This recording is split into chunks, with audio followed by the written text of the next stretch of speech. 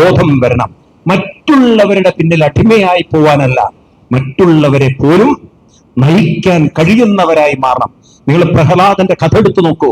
അച്ഛൻ ഗുരുകുലത്തിൽ കൊണ്ട് ചേർക്കുമ്പോൾ എല്ലാ കുട്ടികളെ പോലെ വളരാൻ നിയോഗിക്കപ്പെട്ടവനാണെന്നാണ് അച്ഛന്റെ ബോധം.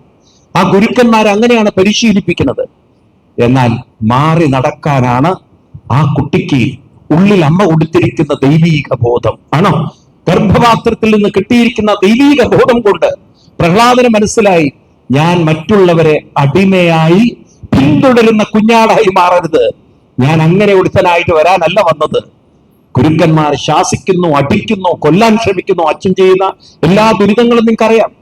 പക്ഷെ ഒരു ദിവസം ഗുരുക്കന്മാരില്ലാത്തൊരു സമയം നോക്കി ആ കുട്ടികളെ നോക്കിക്കൊണ്ട് പറയുന്നത്, ആരൊക്കെ നമ്മളെ തകർത്താലും, ആരൊക്കെ നമ്മളെ നശിപ്പിക്കാൻ ശ്രമിച്ചാലും, ആര് വഴിതെറ്റിക്കാൻ ശ്രമിച്ചാലും നമുക്ക് നമ്മുടേതായൊരു ദൈവീകമായ വഴിയുണ്ട് കുട്ടികളെ.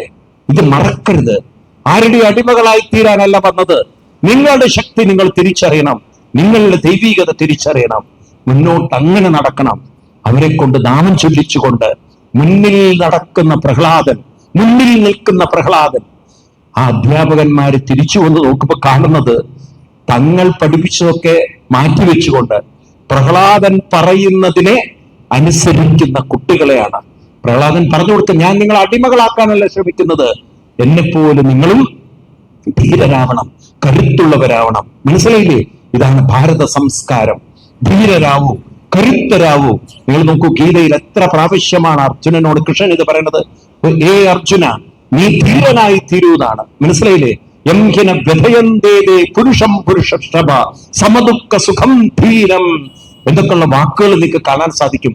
നീ എന്നെ അനുകരിക്കുന്നവനാവരുത്, നീ തന്നെ ഒരു ലീഡറായിട്ട് മാറണം, നീ തന്നെ നേതൃത്വത്തിലേക്ക് ഉയരണം എന്ന് പറയുന്ന കൃഷ്ണനെ പോലെ നേതൃത്വത്തിലേക്ക് കുട്ടികളെ ഉയർത്താൻ, ഒന്നിനും അടിമകളായി പോവാതെ അവർക്ക് സ്വയം സത്വം മനസ്സിലാക്കി, അവരുടെ സാധ്യതകൾ മനസ്സിലാക്കി, ഒരു വശത്ത് ഭൗതികമായ അറിവും വേറൊരു വശത്ത് മാനസികമായ ദൈവികമായ കരുത്തും കൊണ്ട് ഒരു സമൂഹത്തെ നയിക്കാൻ സാധിക്കുന്ന ധീരരായി, കരുത്തുള്ളവരായി നമ്മുടെ കുട്ടികൾ മാറണമെങ്കിൽ ഒരു യജ്ഞ സംസ്കാരത്തിലേക്ക് നമ്മൾ അവരെ കൊണ്ടുവരേണ്ടതുണ്ട്.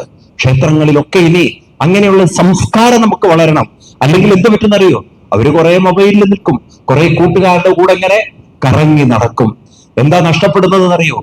അവരിലെ ആ ഒരു വ്യക്തിത്വത്തിൽ, അവരിലെ ഒരു ധീരത നഷ്ടപ്പെട്ട്, അവരിലെ ആ മഹത്വം നഷ്ടപ്പെട്ട്, അവരിലെ ഒരു ഗുരുത്വം നഷ്ടപ്പെട്ട്, അവരിലെ നേതൃത്വം നഷ്ടപ്പെട്ട് അവശരായി എന്തിൻ്റെയൊക്കെയോ അടിമകളായി